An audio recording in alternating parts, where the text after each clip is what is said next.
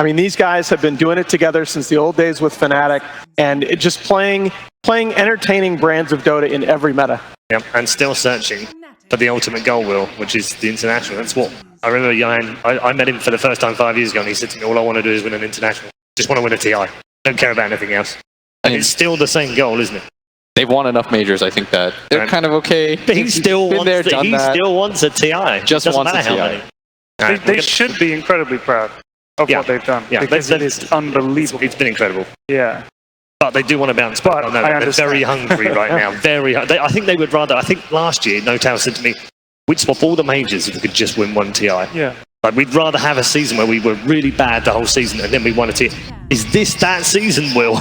Potentially, but it also brings me back to something that Pycat said once. He said, "I think it's more impressive what OG did in their previous seasons, more so than winning a TI. Like being able to win those two majors back to back consistently. They did it in two different seasons. When everybody is watching every replays of yours, you go into every event with the target on your back and you still win." Yep. That first ban of Leshrac, not a surprise. Yeah, the S4 at Leshrac, 12-5 over the last 5 patches. It is their most picked hero as a team. Yep. Conquer second round, and not many teams are letting the Wisp through at all against any team. Yeah, I think now. Wisp is, this word is obviously a loaded term, but I think Wisp is utterly broken right now in the game. I also really like this approach from OG going after the Warlock. This is a hero that Fnatic has abused to stabilize very greedy safe lane supports. You saw them play it with a Spectre in the safe lane against EG. You've seen them play it in this tournament. I like that ban a lot. AUI there. Another good guy there. He is a lovely guy as well. Should mention, he just replaced Adam343 as a coach, and I as much respect as I have for Adam, he is a terrific guy and incredibly knowledgeable. He knows all these guys. He's their friend. He's from the region. I think that this is a team that needed that fresh voice. They're also very good at theory crafting. I don't know if you ever spent any time with Owie and Envy at the same time in the same room. Yes. It's an incredible conversation. You can just sit there for hours and listen to them theory crafting about this combination of heroes or this type of draft. Yeah, I think it's fascinating listening to it. I think you add Bulba to that mix and you have the 3 best theory crafters in the world, honestly. Get them in the room, they'll never stop talking about Dota.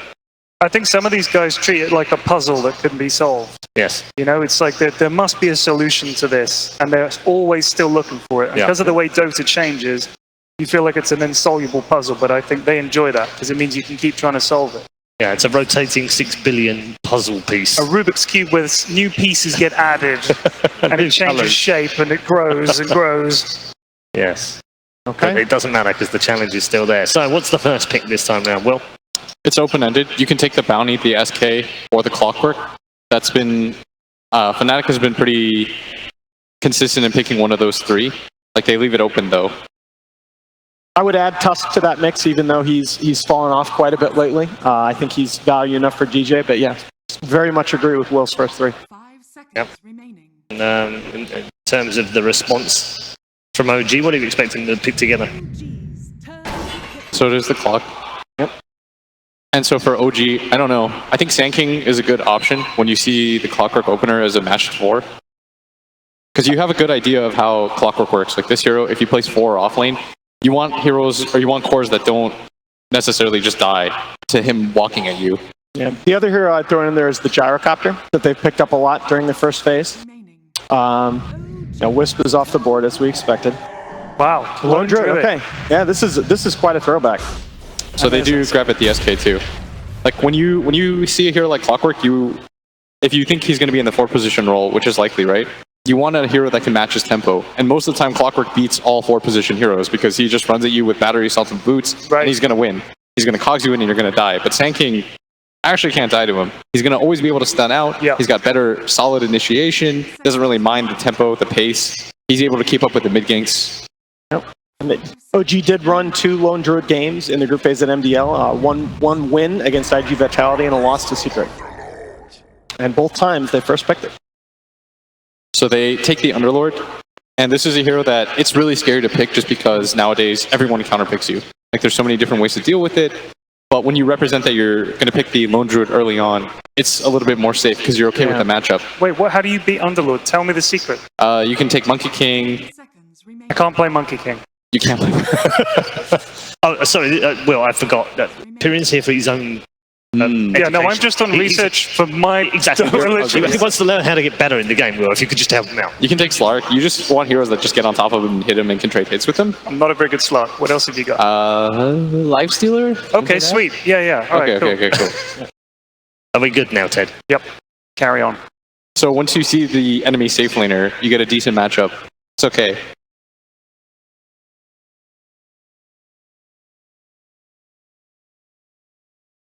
Ten seconds remaining. 5 seconds remaining. How you guys doing? You good? Yeah. I'd like to probably see the other support from OG to open the second phase. They've been favouring a lot of Witch Doctor lately. Yeah, that's... Unusually, because the other teams seem to have gone away from that. Why do you think that is? The nerf to Maledict. Yeah. Screwed that hero up. But OG seem to say, screw that, we're quite happy with him. He's good. I think that you need a setup stun. Like, you don't want to be the lead stun with Witch Doctor. If you've got a Sand King, and you've also got Lone Druid Root, right? So there's some kind of setup that they've got to get a nice Maledict off and then click people down. But the change was that when Maledict got nerfed, it made it harder to just bully the hell out of people in lane in those early few levels. Yeah, it definitely dropped off in every other team. It just seems specifically there are a couple of teams, OG being one of them, that still pick it regardless. Yeah, the other hero that I would expect on both sides is the Disruptor. I think the Clock Disruptor combo, which I believe Will brought up, brings a lot to the table in a lot of these games. It's going to be there for Fnatic if they want it. You've also got the pit set up for the Disruptor ult for free. Oh, that's true. It's a nice combo. Disruptor's just a great hero all around. I actually think OG pick it right here. You got to know if you don't pick it, you're giving it up. Oh, that's not the hero I expected. That's a new hero. I don't think we've had a Phoenix yet so far in this tournament. From memory, anyway. Let's have a look. We have. Is there some reason, Will, that Phoenix has value against Underlord? Sunray. Yeah, the big percentage-based damage, is that it? Yeah, it's nice for the heal on the bear too. Okay. I'm interested to see if Fnatic take Weaver for MD, because I saw him play it a few times at Dream League. I don't know if he's played it since, but the Geminate is good against the Egg, so that's a possible counter. Now, Fnatic, you also go way back in time, and Envy used to play a lot of Ursa. Yep, no picks for Ursa so far here at ESL 1 Birmingham. Only the one pick on the Weaver as well. I like that. Very underutilized. I like the Will's point that, you think about Sunray, people used to pick Phoenix against Lone Druid, right? Because of the percentage-based damage against the bear, but the same principle applies with the heal, and you get a lot of damage against Underlord, but you have to know when you pick that Phoenix that you're giving up Disruptor. Like, that's 100% Disruptor pick there, and that means that the Phoenix positioning is very, very important in these fights. I wonder if you take something like Void. That was OG's old school combo. Yeah, it is. Yeah. Amaneski, or not Amaneski, Manila Major. Wow. Yeah. Yeah, and it makes a lot of sense, right? Because a lot of the stuff, besides the obvious combo, a lot of the stuff that has attack speed that can kill the egg really fast gets really, really hurt by the Chronosphere, like your Ursas, even your Plinkses. Was that Manila Major? Wasn't that the Sunray good hero meme? I don't remember. As in that spell was just worth on its own. Yeah, it was the single most broken spell in the game for a while. It was great. I didn't go there to cast. I went there as a coach for Liquid. There's like every single game, I just see a Phoenix and a Void on the other team on OG, and I'm just like, oh, well, guess that's that. Yeah, it was intense back then. DK. Yeah. And I think that's a really good pick by OG, because I think Fnatic probably would have picked it if they didn't. Because DK, Underlord gives you very, very strong tower defense, and then DK gives you the ability when you win the fight, you push on the opponent's side of the map. 5 seconds remaining. I think Fnatic, you have options. You can take a hero like Slark right now, and you'd be really happy about it too. Mm-hmm. Yeah, I think Slark is good here for some of the same reasons that he was good in the first game. You can leap out of the cogs, right? Leap out of the cogs. It's leap out of that. Well, it's your own cogs, but the big idea is. I thought you were talking about OG taking, but yeah, Fnatic. No, I like Fnatic. Yeah, Slark for Fnatic here. We were talking about Fnatic, right, Will? Yes. Okay. I don't see how OG would fit in a Slark with their team. Yeah, easy. You just see these. Lane. Yeah. You see these like tanky Lone Druid cores. mid. Oh boy. Ooh, that sounds sick, Ted. We have seen Lone Druid mid. Keep hitting him with these strats. Okay. I think Lifestealer or Slark would be, well, Lifestealer's banned. Yeah. So probably Slark. I still think you could pick a Razor here, maybe. For Envy. I would take like Slark or Ember if you know that you're going to be against the DK mid. I like Ember a lot.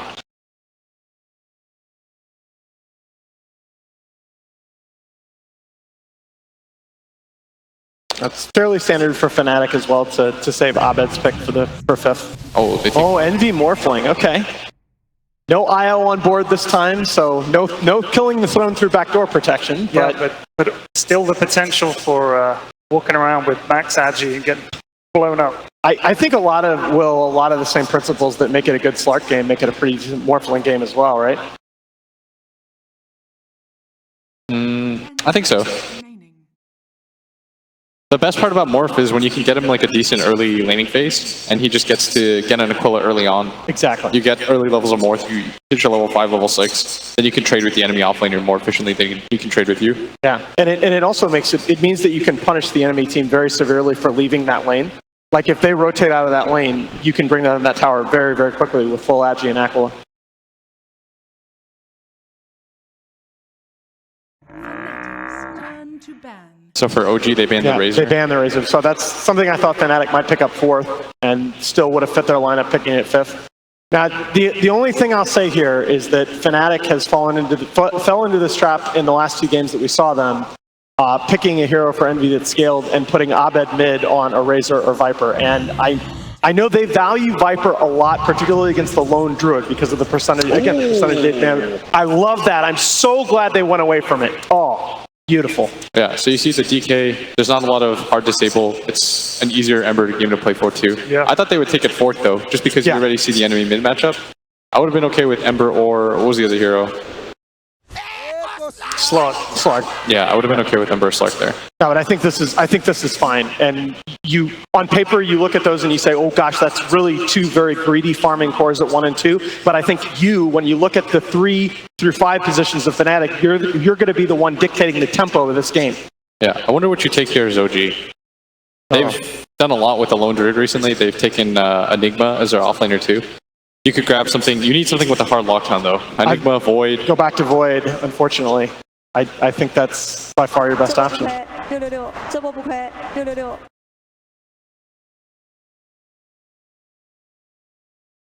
And you need, what do you have right now through BKB? Well, I guess you have Egg and Root to lock down through BKB, but you got to expect this Ember and this Morphling.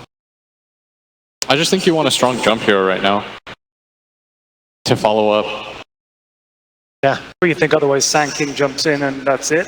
Yeah, it's just not enough. I mean, he can't hit 4-man burrow strikes. Like, I think Sand King 2 works really nicely when you get the counter initiate. yes. The way that your ulti works. Like you want somebody to run in front, start the fight, which I guess DK does too. And then you get to come in with this epicenter, Hit them while they're going for the eggs. Yeah, exactly. Yeah, they picked up 10 different heroes in their last pick of the last 10 games. Played a really wide range of heroes as well, from Storm to Sven to Void to Lesh to Queen of Pain, which is one of them. But is that the right pick for this draft? I do not like this OG draft. I think Queen of Pain gets Searing Chains and she's in a great deal of trouble. Wonder if they do offline DK. That's what I'm thinking. Yes. All good questions that we'll have to find out as we head into the game. But very quickly, let's go down the line. Alan, which way? This OG draft is about the lanes, but I don't think they're going to get enough of an advantage. Fnatic. Period flags.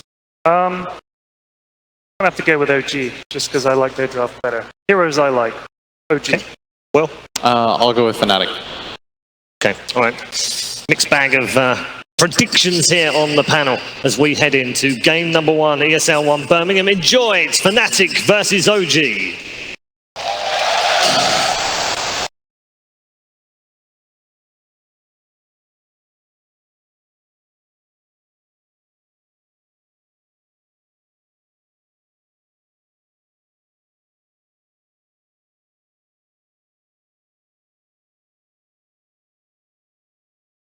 OG versus Fnatic, game 1 of this best of 3. I'm Toby1, and I am here alongside Purge. We're hoping for a terrific game of Dota. The draft has already been done. Fnatic, it looks good, it looks strong, it looks evasive, it looks slippery. And OG, what does it look like, Kevin? Well, it's a little hard to see what they're going for. They're trying something a little new with the Phoenix. It's not something that is out of their realm. Going back many years when they've won majors, Phoenix is one of those staples, but he is not a hero that is often touched by other teams. But at least they do have some of their other comfort heroes. S4 and Dragonite is pretty solid. Big Daddy No Tail playing Lone Druid here.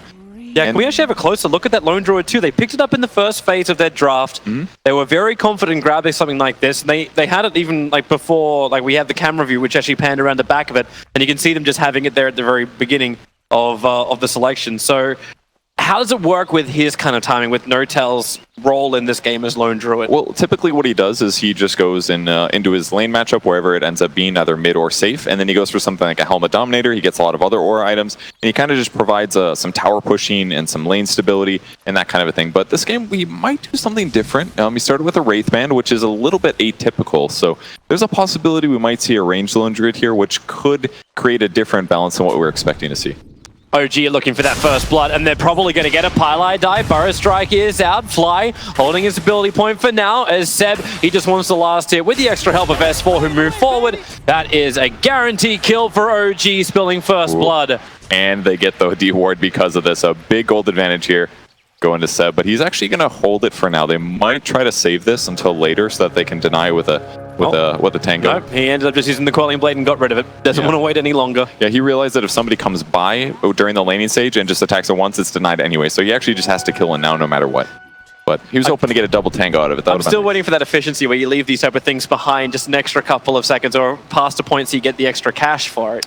Just like we were talking with the bounty runes earlier today. I don't know if that would have given him the advantage, for the +3, man. That was 10 seconds more blocking, so I don't know if that's worth it. But good attempt at least. Well, the block actually got lost by EE, so that one range creep's going to put the creep wave right on the foot of S4. But S4, nice to see him in mid as the DK. Pylai die, and EE is going to try and zone him out as quick as they can. Yeah, so they do end up pushing the lane a little bit, accidentally missing the block, but they've got this dual lane mid, so it's not really going to be the most typical lane matchup here. Dual lane on the top lane as well. It's Ember Spirit with Clockwork versus a Quap Sand King. They're trying to burn off all that mana of Seb, but Jirax will be the other harasser. Down on bottom lane is the other point of attention, which is Universe's Underlord. Is he instantly dead?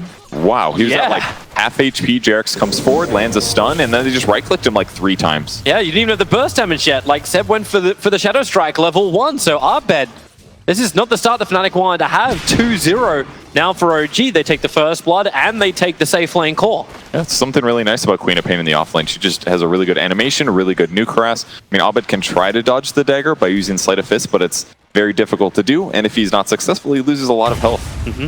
And that's exactly what's happened. He leveled it up at the very beginning, doesn't have it. Pylai die, and DJ now on the top lane to protect Abed.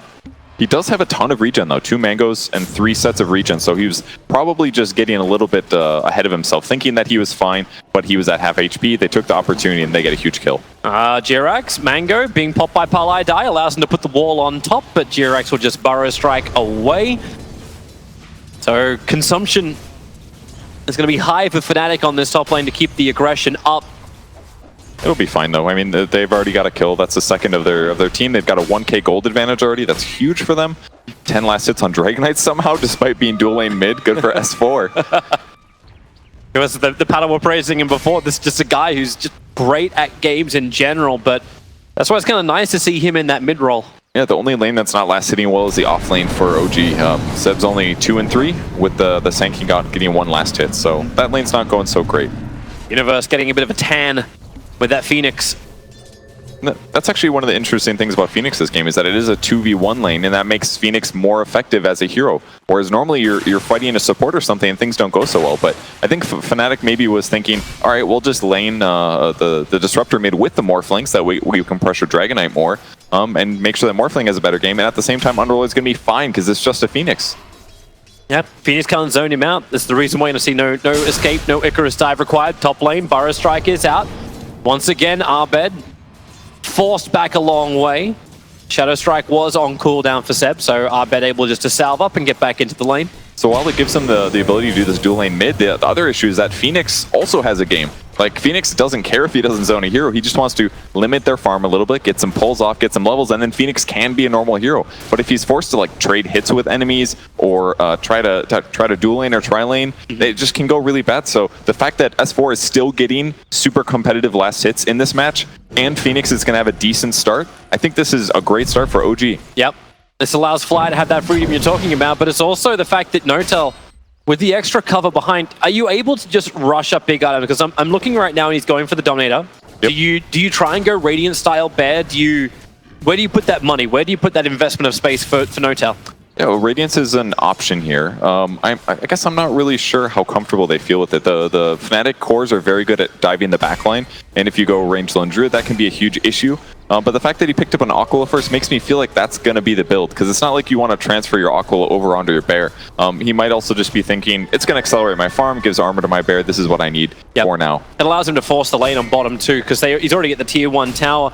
Envy's moved in towards the mid. He's got himself a nice blue glow, more than the Morphling normally has. A double damage rune. Envy waveforms up, and S4 cannot survive. The adaptive strike puts him down. Really nice BKB, or double damage to grab in the laning stage like that. And they secure that big kill, so tough for S4. But he's almost level 5 at least, he's super tanky. Just a little bit of a nice rune. in trouble. Burrow Strike is there. That's a level 1 Shadow Strike only, but kind of locks himself inside the cogs. Blink and Scream of Owl. So DJ stands his ground, tries to work with Arbed to get him to kill into Georax with a rotation to Pylai Die. They can make it work. Pylai's last attack flies across the trees and gets the kill. Forces the retreat off the Queen of Pain. That's a little too bad for OG there. It kind of seemed like, did Sand oh, they had a sentry down that they used to D-ward. That's actually a little unlucky there for OG. Jerks goes for the Sandstorm, thought he was going to be fine, but when he realized he was being attacked, he was kind of just committed. He'd have to do a right click, so just a little unfortunate for him. Queen of Pain not able to secure that kill either, so off lane is going all right. 16 last hits now for him, which is very close to the 17 of Abed. Yep. It is kind of funny though when you look at the counter, like you get those Searing Chains off on Seb. He gets in trouble but holds the blink. Very, very patient as Pylai Die was willing to glimpse him straight back in if he blinked early. And DJ missed his Cogs push though. If he was able to land that, it would have disabled Seb for just a little bit longer and they might have been able to secure the kill. That's a big creep wave on bottom lane coming towards the tower. Disruptor's going to have to TP down for this too. Universe has been abandoning that bottom lane, just looking to try and farm up inside the jungle instead, but this is that type of pressure early on that gives you the extra cash, even forcing Pylai back underneath the tier 2 tower. The wall will come up, and Notel, he's taking some he damage. feels very happy down here with the entangle. Pylai will fall. Universe will begin the TP, but it was a little too early. He hadn't finished his regeneration yet, and Notel wants to keep the pressure onto Universe. The bottom tower, they already had to fortify for it. Look at this advantage. I mean, what other hero can do this other than Lone Druid here? He got a little bit lucky there with the Ensnare, and all of a sudden he kills the squishy low armor support, and he's just going to pressure and kill this tier 1 tower instantly in this game. Yep, Universe wants to try and stop this. You can bring in more support, can't TP and Pylai Die, but they'll walk him in on the Raptor. Notel again getting in very deep. That's the reason on the Bear, another route onto Pylai Die. It's just not his day, but when DJ rotates over, this is huge for Notel, because he'll go down. The tower does go down to the catapult of the Radiant side, but there's no resummon on that Bear for a minute and a half. It's a glimpse for sure. But you do take the tier 1 tower. Yeah, there's no way for Fly to survive. Icarus dive out, has the stick charges, will even start to salve. Fly will survive when the rocket goes off target as well. They can't even cancel the salve. Wow, that was such a good play by Fly. He baits out the glimpse, I believe, just by starting the TP, but that was a waste because then it allows him to dive away. Like, just super sick play there by Fly. Still going to be a rough lane for them, so 66 seconds before you're able to get the Bear back up. So Universe can feel a little bit more confident on the bottom, but as you mentioned, Lone Druid going to go for more of the single build, the range Druid build, as opposed to Bear for now. Everybody on Fnatic rotating around, but Jerix has got a great ward down. Spots the rotation from Disruptor. Clockwork's in position. They don't see him necessarily, but they may realize shortly.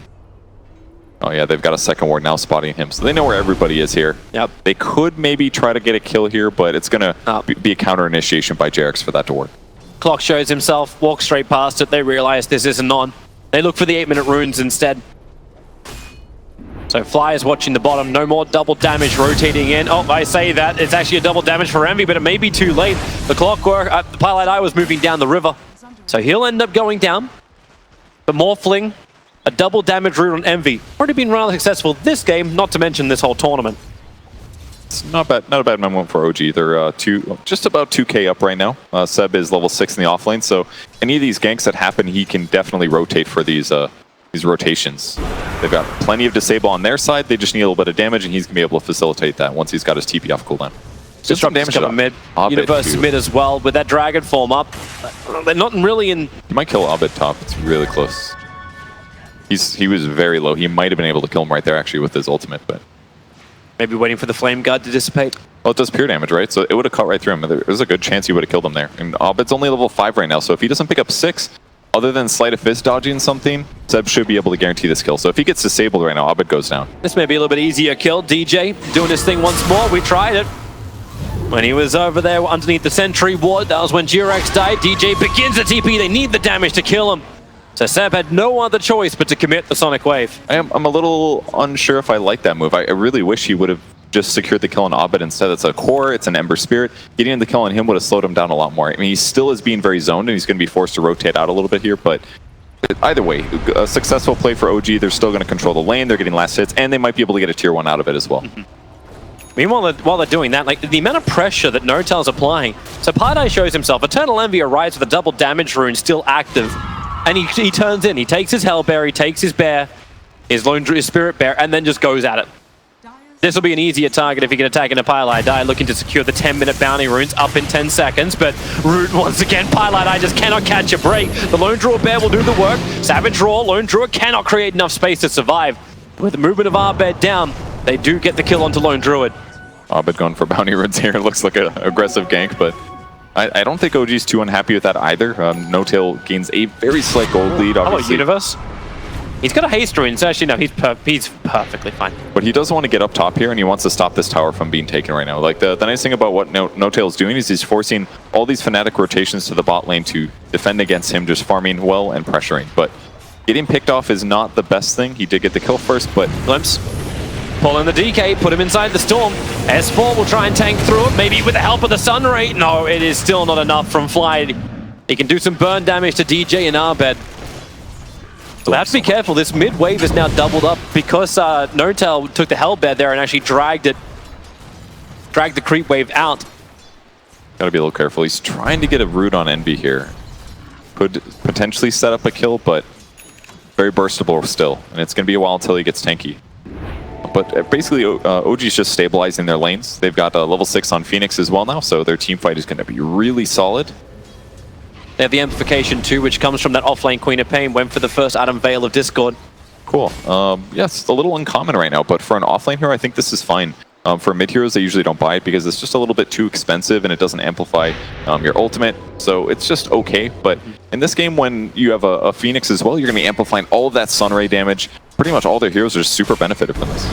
Here's the smoke movement from OG. They need Jirax to connect on that stun. The target, Highlight die, gets the wall up. Here comes Seb with the jump forward. Dragatel stun. Disruptor is removed from the fight. Abed not wanting anything to do with it, but Universe. Say hello. He comes in with the Dark Rift. That tower is within deny range, but they know also bring him in the killing range of OG. They do not take it. On bottom lane, Notel took the tier 2 tower. Jeez. He has been continuously pressuring this lane. And I beg the question, is this the strat from OG? Always keep one player from Fnatic looking at bottom, so they're always one player down for the fights when the 4 men rotate from OG. Well, they weren't looking bottom that time. I mean, the fact that they got the Disruptor was huge because that's the one hero that can guarantee that No-Tail gets vastly out of position for a long time, unless it's like Ember Spirit diving. And now they rotate top. If they get this kill, huge blow up, killing Abed here. Now they can push the top lane. They've still got Dragonite ultimate. Big just got so much value out of the last 4 minutes. Cannot believe the rotations that are just hitting the timings from OG, and it seems like Fnatic are not seeing it coming at all. And they'll see even less with these aggressive wards from OG. They have a lot of information. So harder for Fnatic to surprise him. DJ has hookshot. Very needed. But he needs the range.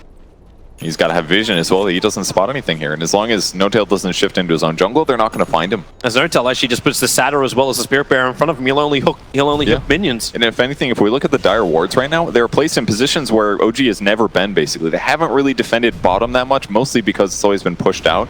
And then they just had so much aggression going on in other places of the map that Fnatic didn't even get to cross the river. So these wards that Fnatic wanted to use weren't able to be used. and therefore their engagements and fights are just less likely to go well. So it's maybe part of the reason OG has just been so successful with the last couple of rotations. Looks like Fnatic are finally committing multiple resources to this bottom lane to try and catch Notel, but he just sits in the trees, lets the bear do the work. DJ and Pilot don't find their target, while OG, they find theirs. Barra strike out, and look at that amplification. The Ember Spirit, he's meant to be difficult to kill, but right now, it looks easy as pie. He didn't even get his Flame Guard off, actually. That was the big move. It probably would have still died even if he does, but yeah, he's not going to be tanky for a long time, and he's not that leveled either. Level 8 at the moment. So their heroes can't stabilize their lanes, whereas on OG's side they can. An interesting build from S4 as well, picking up an Armlet this game. Yeah. Why do you think that too? Like when you run that mid instead of going for the normal initiation we've seen from DKs? Well, do you like this? I think I do, and there's a couple other alterations as well. See, he's also skipped a Soul Ring. I don't think any Dragon Knight has done that recently. Especially when they run mids. Exactly. They almost always get Soul Ring, just gives them more mana. But what's cool about this is that if you get Soul Ring and you get the mana perk, it actually feels like a waste. So in that sense, the other perk, the 20% breathe fire damage reduction, that's also not great. It's really good against Morphling, I suppose, but if he skips Soul Ring, he gets the mana perk, so he's covered on mana, and then he just buys a damage item to make up for the fact that this hero just doesn't do good damage otherwise. It makes a lot of sense. It's working a charm for OG. So did the attack on bottom lane. Notel roared up, did a little bit of damage, almost 200 damage to that tier 3 tower, but forced all of Fnatic to come down bottom. And while that was going on, OG were TPing multiple players to the top lane. So they've taken the tier 1 tower, they have burnt up the dragon form, but Fnatic are looking for a kill. All they're finding are bears and satyrs. And all this information, Notel, we know he's a micro master. He doesn't need observer wards. All he needs to do is just have more units under his control. He's actually just playing insane this game. He's doing really well. Gonna take the 15-minute rune. Savage Roars. Yeah, he gets it. Very little loss for him there, as long as his bear. I mean, he's got to resummon even if that goes down. Man, he is actually just running circles around Fnatic so far this game. This is incredible. This is why everybody bans Lone Druid in the first phase against OG. Every game that I've watched them play this tournament, I've seen that happen, and it makes a lot of sense right now. Yep. They first phase it. It'll be a wonderful thing to jump on for game number 2. For now, the bear is going to drop. A lot of spirits being committed by Arbed. All 3. He's got no mana as well. Like, he actually, if there's a fight down here, he's screwed. He can't do anything. There's no arcane boots. He's actually just limited just to kill the bear. It gets resummoned. And now maybe No-Tails can be able to defend it even past that. Yeah, does OG fight it? The first EP is coming in. And then the Clockwork gonna cog up, but he's locked inside with the bear. Zeb rotates over. That's a great Sonic Wave position if he wants to let it rip. For now, they're just letting DJ fight. Arbed begins his TP. Savage Roar not available, so DJ not focus onto him. Blink forward with a bit of a Shadow Strike. DJ will tick out from this. Nothing will save him from that level of damage, even with the TP. It is not gonna happen. Notel gets it. Like, I can't believe what's just been happening this last 2 minutes. We're just looking down here. Lone Druid is just playing with 4 heroes. They look like they have no idea what they're doing. They don't know. They can't find pressure. They can't find opportunities. And you see where he's only been. Like, Lone Druid has only been on that bottom lane. That heat map just shows it. There's no reason to go mid or top. It is all bottom. If there's a heat map of his creeps, it's just the same thing, but a little bit towards the center of the map. Just constantly looking for enemy heroes. And in the meantime, S4 is getting tons of last hits, and Queen of Pain is mostly farming as well. She's already picked up a Veil of Discord and a Yule Scepter. So now she's also defensive. If she gets Static Stormed, if she gets rooted, she has some solutions. Notel able to switch into a little bit more of a tankier form. Can he survive this? Needs a Savage Roar. Begins the TP with a bring him down. Pylai die with the Storm doing the work. But the trade-off is there, so they commit multiple heroes to kill Lone Druid. That's great, but S4 is taking tier 2 tower top. And if you hang around Eternal Envy, death may be coming your way. Jirax doesn't have Blink Dagger, so close the distance is harder, but friends are on the way too. Dark Rift, Underlord arrives. A little underwhelming, just one hero popping in, but yeah, and they got some tower damage, but not that much. So it does seem like a lot of this game kind of relies on whether or not Notel gets caught. In that engagement, he finally did get picked up, then that's part of the problem. If you play around these common ward spots, they're going to spot you, they're going to be able to outmaneuver you. Your creeps can't spot everything. So if he just stays alive, it creates all the space for where Fnatic wastes their time. If he does get caught, then all of a sudden it opens up the map in a big way, and then OG has to play defensive for a bit. So how does it work with all the money going into Eternal Envy? He is still looking pretty good, second on the net worth. Many times have we seen EE being the main man of the show just because of all the farm priority that's given to him. How does he function going into these fights against OG? Well, I think he's in a pretty good spot. I think against Lone Druid, you're happy as a Morphling once you get something like E-Blade, because you can hit the backline, you can jump in and focus fire on him, try to kill him. You can waveform in and blow up the Phoenix egg. Basically, anybody that's disabled, Morphling's going to show up and deal a ton of damage. And that's why he's rushing BKB this game, because there's so many good, strong AoE teamfight things that OG has. He needs to know that he's going to be able to jump in and just do a ton of physical damage and burst somebody down when Fnatic finds an opportunity. Fnatic are looking for that opportunity over in mid, over on bottom. There was the mid opportunity. Actually, no, they do. They rotate over, put the Storm down. They don't want Fly to have any kind of movement in here. EE knew that Jirax was looking for a kill because he walked underneath one of the sentry wards. The Fnatic placed down. It's a decent kill, but still only a support, so I don't think OG's too unhappy with that one. It's the money for the BKB is I think, the more critical thing for Eternal Envy. That's why he committed Waveform and Adaptive's trying to get the cash. We're going to be coming. Yeah, here he goes for it. In towards the mid. Support, friends. Jirax just saying hi and running away with dust in the eyes of Fnatic. So I think part of the reason, it looked very confusing, I think part of the reason he did that was just to push the lane. Because he knows he doesn't yet have Blink Dagger, but by going for an Epicenter there with a Burrow Strike, there's like maybe a small chance, I didn't see his HP at the start, but there's a small chance that he catches him before he starts morphing. If he doesn't, maybe he kills him, but also he kills the creep wave, which means Envy has to sit there and slowly auto-attack creeps, and then eventually by the time that's finished, everyone's up, and it's not that big of a loss. So I don't think that was all too bad for Jirax. He's much closer to Blink Dagger after getting that wave, and they just create a little bit more space, and once they have Blink on Sanking, they can actually just start blowing heroes up all over the map. That's when Envy has to really come online. The BKB is completed. Looking for Skadi as his next item after that. Yeah, he's just going to focus on heavy physical damage, gap closing, and making sure that they kind of remain near him when he does initiate. So, not so much blast build with the E-Blade. Notel got more information. He's got no observer wards on that bottom lane, but compared to the two that Fnatic has, well, there is a resummon for it, so it's good cash, 300. Putting into the bank accounts of Arbet, that'll give him his BTs. They'll be happy with that one for sure. Once he finishes Boots of Travel, now he's going to be able to offset all this split pushing a little bit better. Show up to team fights. He's got a veil of his own, so they're smoke ganking. OG's coming down to bottom lane. Notel, Pylai die. He's hoping for the glimpse, and they've got it. The Observe Ward gave him the information. So into pair form, Orange Druid just wants to survive the Burrow Strike from Jirax, creating some space. The Savage Draw, still not enough. Seb, wild ultimate, flies out the side. You've at least got the one kill. It's onto Eternal Envy. And then with the extra scream, the damage control on the back lines, the rest of OG want to get into this universe, wants everybody out. It's a Fnatic special. The Uber train all the way home, taking 3 players, the ones that survive from Fnatic.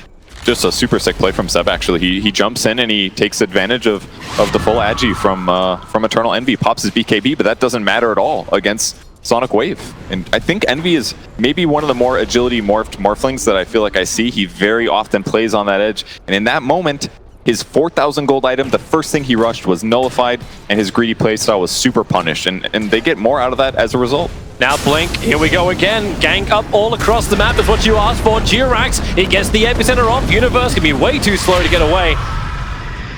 So another kill. Seb jumps in for the Securus, the Queen of Pain style. So Phoenix really working out well. I mean, the Fly's 1-1 and 5 at the moment. Sunray is just always going to be good against high HP heroes like Underlord because it does more damage as he gets higher in health. And it took a lot to kill that guy, but they didn't even have the Veil there. So, I mean, if you can deal with Underlord like that, if he doesn't ever feel comfortable pushing out a lane because he knows he's going to get chain stunned for 5 seconds with a ton of damage, then all of a sudden it just limits what Fnatic can do, and they're going to feel forced to 5-man more often. If OG doesn't have that same weakness themselves, then they're just constantly going to feel better about pushing lanes. Why do I just feel like OG feel better about every single lane? Notel pushes slightly near the river line, and Fnatic commit 2 TPs to come down to the bottom lane to try and catch him out. Yes, there's no tier 1 tower. There's still the shrine to TP down to, but it's the space that's being created with Jirax pushing out top. He already had the Blink Dagger. You can start adding the Force Staff quickly into his inventory. The Blink Dagger's on DK, so initiation arrives on that front. I mean, most of this just feels so good for OG because No Tail's dodged so many of these rotations. They've been controlling the jungle as well. I mean, he's only died, I think, He's got 4 deaths here, but it feels like there's only been like 2 really crucial catches that have been not worth it. Jumping in, Blink Dagger with the stun. They want Disruptor gone. Eternal Envy's BKB. He's doing the damage right now to S4. The Root will control him. Pylite die. The Sonic Wave doesn't spill out to the back, so he'll end up surviving. While Fnatic, they will try and make it too. Jirax glimpsed back into the fight. So it will in fact be the first reveal of the Blink Dagger. OG won the quick kill, and Fnatic responded very quickly. Yeah, it was actually a really sick fight from Envy there. He jumps in instantly, he turns into Dragon Knight, and all of a sudden Dragon Knight's countered because he went Armlet first for the damage, then he went a Blink Dagger, and it allowed him to initiate. But with Morphling responding so fast there, he instantly transforms, stuns the Dragon Knight back, and then Dragon Knight just has to sit under a Static Storm with Armlet on for like 10 seconds.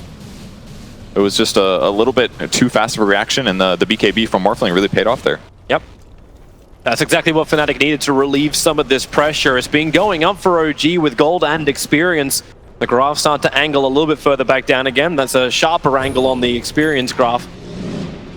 But things can start to balance out, and this is that space to create. I heard the word greedy as far as the 2 cores of Fnatic go. Universe, he's heading down south. They're looking to try and find this one. They glimpse fly back over. Pardai does not have the storm control. Hookshot's off cooldown in 1 second time. So DJ ready to jump, but Jirax, Burrow Strike, Sunray, Arbed wants to help him out, but DJ, too much of a tan. The attack, he's burning out. The Urn Charge will do the final bit of the work, while Universe stranded. Playing King of the Hill does not help you here. The rest of his teammates will have to abandon. 2 heroes will go down for Fnatic after such a great fight in mid. Fly played that really well there. He knew that the Static Storm wasn't up because it was just used in the mid lane. He did not have to egg. He did not have to panic or anything like that. And just a little bit of an over chase there by Fnatic to try to follow up on that. They're going Roshan. OG, they want to secure the first Aegis of this game. It's a great opportunity. Dead Underlord, so they've got no Pit of Malice, they've got no Firestorm, they have no Crimson Guard Pipe. Those are huge items. No Hookshot and Clockwork either to try and spoil the day. That's a great point. You have Ember Spirit, you have Morphling, these BKBs. Well, I say these BKBs, one BKB is up.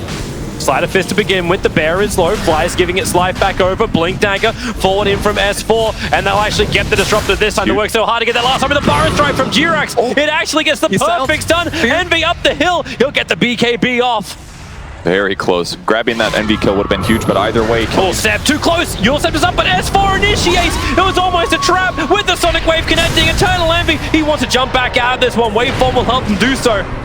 As Phoenix resets the Nova, goes full duration. They poke just a little bit, but either way, they're still going to feel happy. They just got like kill after kill after kill. DJ's got hooked, but he's right underneath the Radiant Observer Ward. They see him so clearly. Burrow Strike in, the tick damage is there. DJ, rather tanky, who had a hook shot out towards the Ogres. And this allows OG to claim the Aegis of the Immortal. They'll put it into Seb's hands. They're just getting everything they want out of this. They're playing amazing on OG's side. Just instantly coming out of the pit when it's the right time, going back in, spreading their heroes there to grab the Clockwork. It's like they're mindful of every single cooldown on the enemy team and moving across the map accordingly. Yeah, this is a great sign if you're an OG fan, seeing such life and coordination and precision coming out from this lineup. I'm feeling even just happier to watch Notel play a hero where I'm like, man, this guy's really talented as a player and can showcase this talent. And you know he's having a great time doing it too. Oh yeah. This is one of his favorite heroes for sure. He was dancing as he was walking through the crowd up towards the stage. They were smiling, they were laughing, and this is going to be a confident OG, a very scary thing.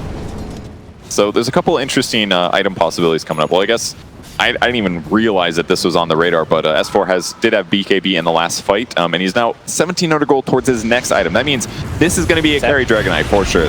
He needs heals. He needs some time outside of this storm. He gets it off. Blink Dagger and Aegis. Can he get out in time? Nope. Universe already has the Pit of Malice down, but actually, friends, they're coming from both sides. That's a double damage. Morph again? No, just waves in, turns in towards the Queen of Pain, and goodbye, Seb. That was a really good play there by Envy. He used super strength morph in anticipation of approaching there. They knew they're out of disable, so he guaranteed the long duration stun.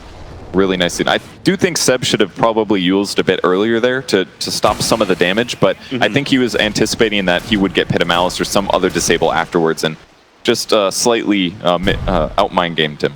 Yep. Well, Fnatic, downside about their lineup, they are really terrible at pushing.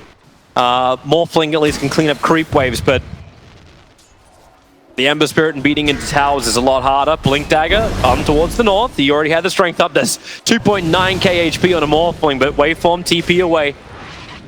will mean that OG feel a little bit more confident on that top lane. Sort of just doing this to be annoying, more or less. And across the map, OG just continues to spread out, get the things accomplished that they need to. I really do like the BKB rush from Lone Druid here. It kind of just allows him to do what he was doing before, but there's so much less threat of him just easily being killed by a glimpse, for example.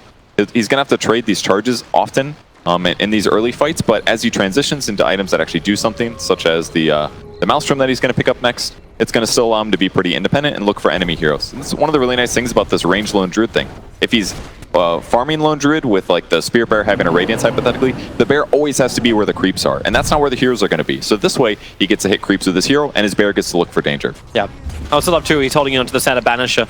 Like, makes it a little bit more difficult for Fnatic to have a fight, especially when, okay, Pilot Eye will see it. No attack back. Top tier 2 tower will be lost for Fnatic. They have no desire to might get caught fight here. into this. Yeah, maybe Ember Spirit, Searing Chains, but then Savage Roar. Bear gets a swipe, and DK's already starting his TP. Arpep, do you have a way out of this one? Slide of Fist? Okay, well, you can send back the DK. That'll work. Disruptor's still in range, so DK's on top lane once more. That was nice, nice move there by Pilot Eye. They didn't want to commit the BKB. There was a chance they could get the kill on Ember Spirit, but he gets back, and now they're just going to kind of resume the split push-in that they're already accomplishing. And luckily for OG, they didn't overcommit to this.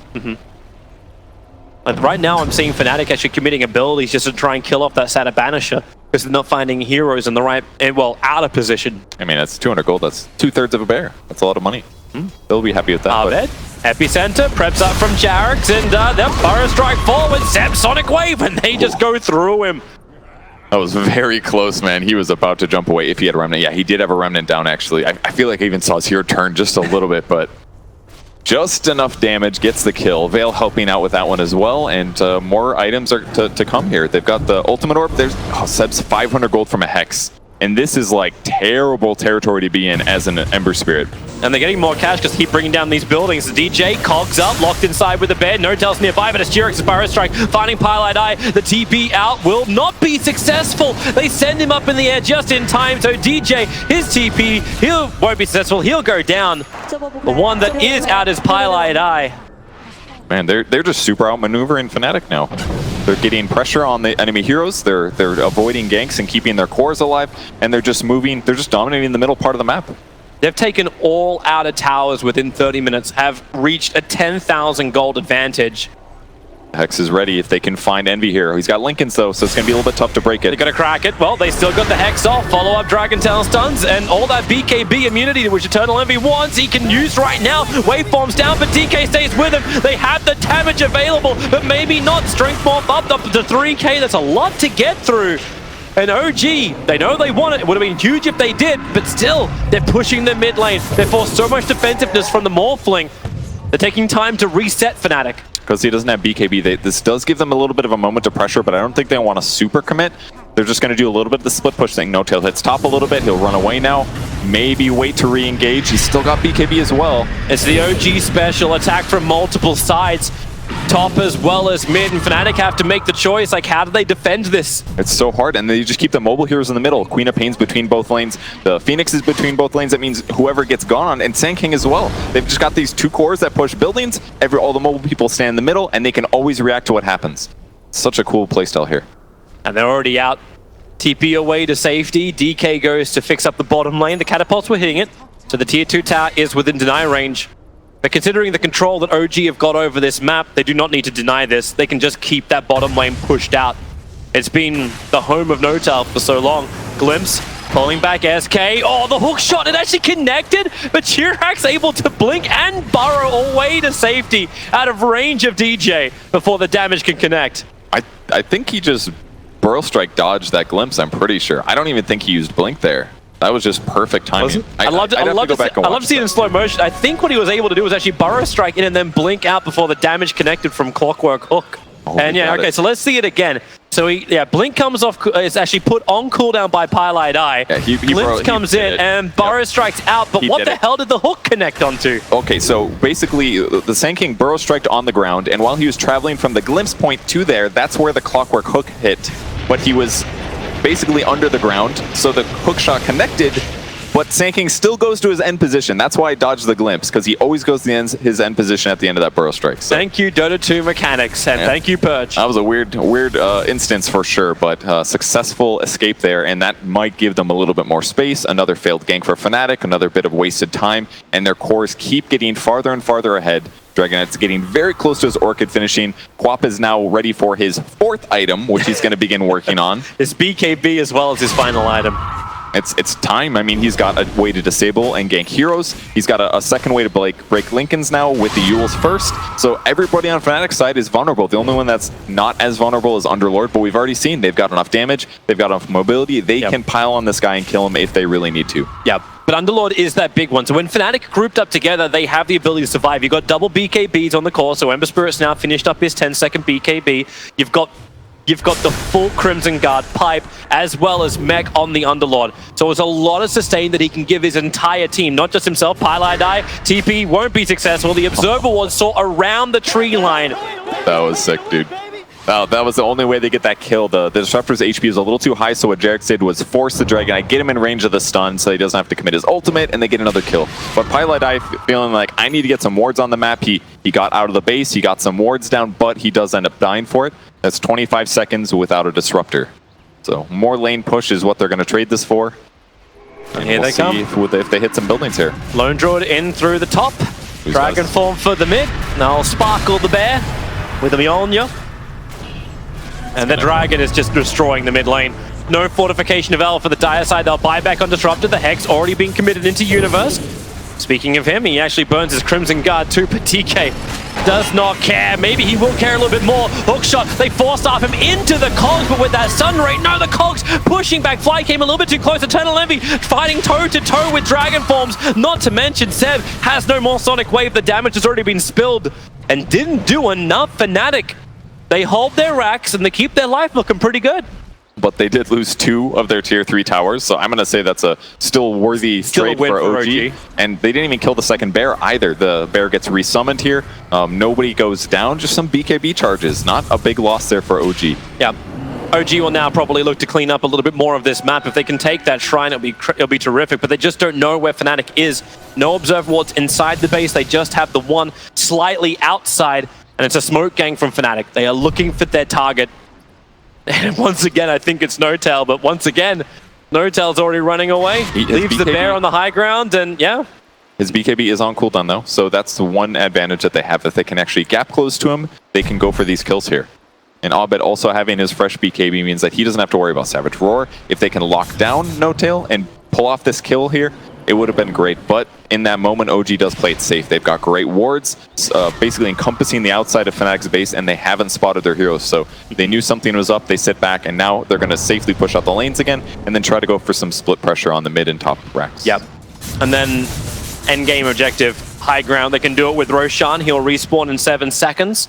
So this will be both Aegis and Cheese as we have the second Roshan. Probably another reason too why Fnatic is outside the base looking for something. If they can catch OG in a vulnerable position, this would be the dream for them, but they can't even keep vision. That gem of Jirax, they're taking everything that Fnatic has away.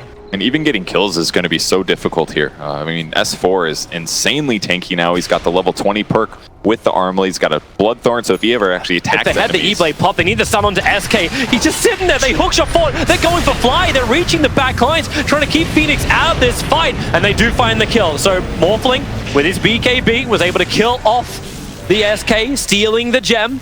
Cogs pushing everyone out of Roshan, and it's just a full runaway now. Glimpse onto the Underlord, actually, sorry, onto Queen of Pain, pulling him away. And Universe just has to outrun this. The stun forward from DK. Disruptor, can you do anything to help? Another wall? Anything? Nope. It looks like they'll just let the Underlord die. And they may have more problems. Envy gets through to the Pyro Strike from Jirax, just off target. But they're coming in through the top lane. Creep Wave's already there. Lone Druid ready to push.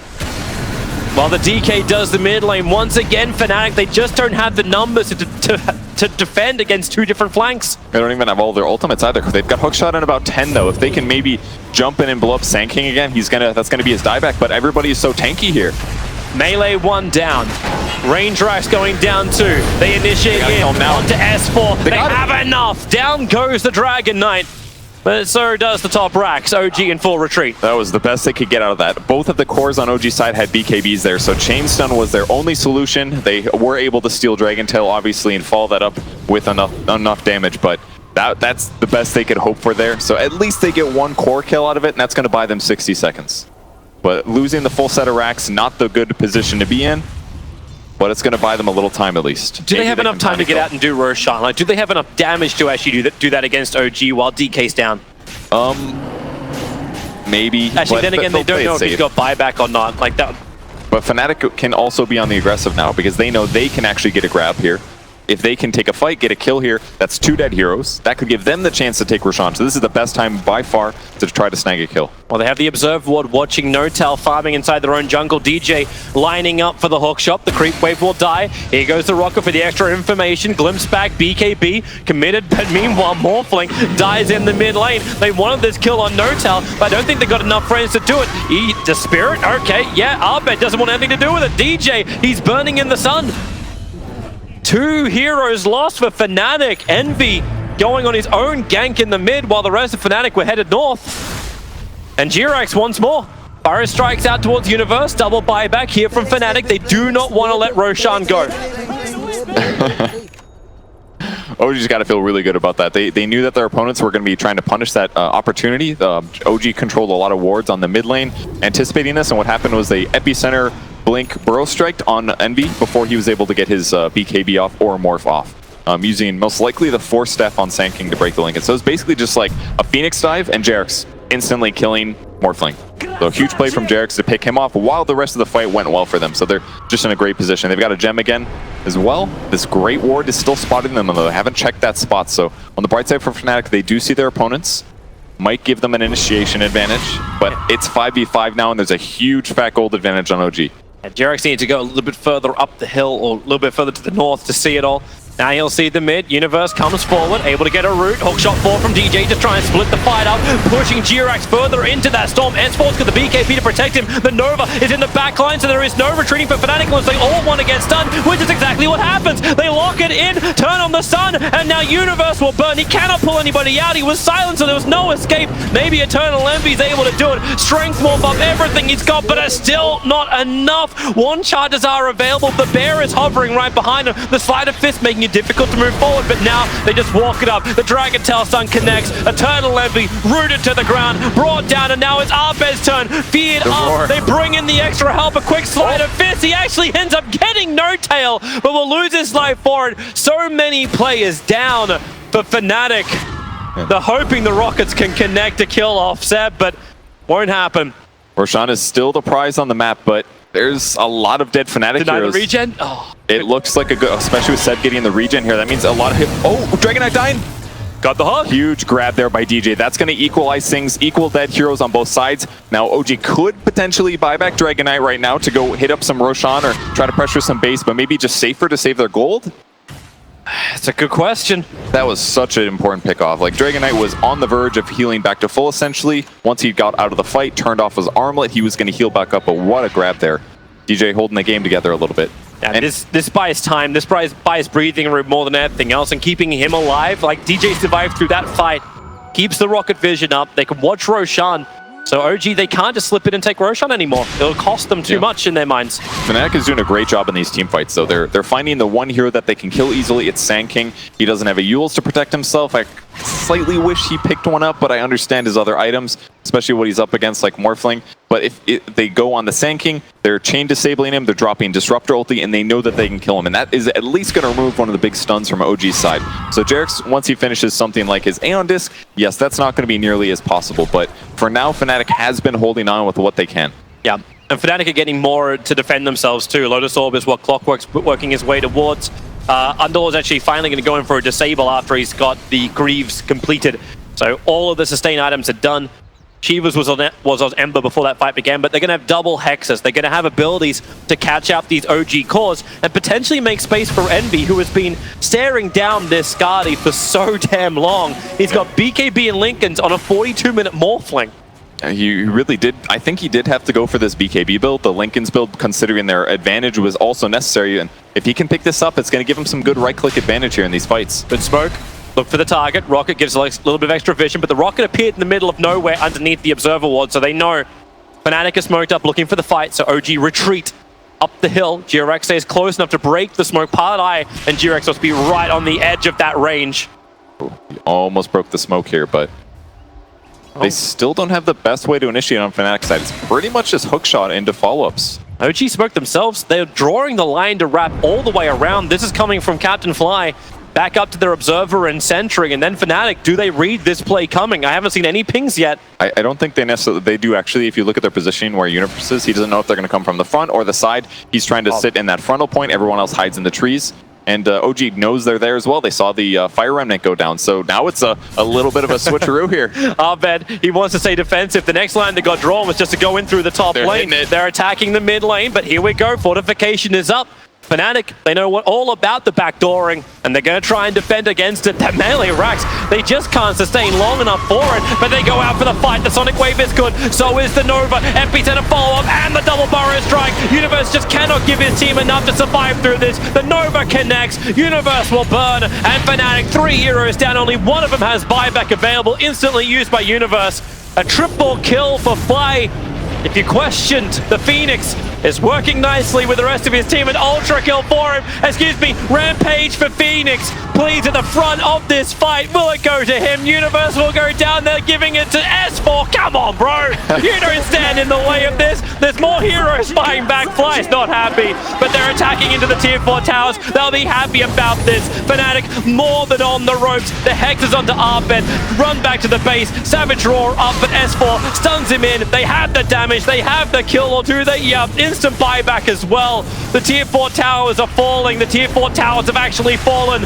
Open up the Ancient, and OG felt like they were underdogs coming into this game against Fnatic, but they take game 1 of this quarterfinal. And they actually played so amazing this game. Like they made so few mistakes. The only major team fight issues was consistently JerAx being punished by glimpses and static storms and clock initiations, but man, their lane control,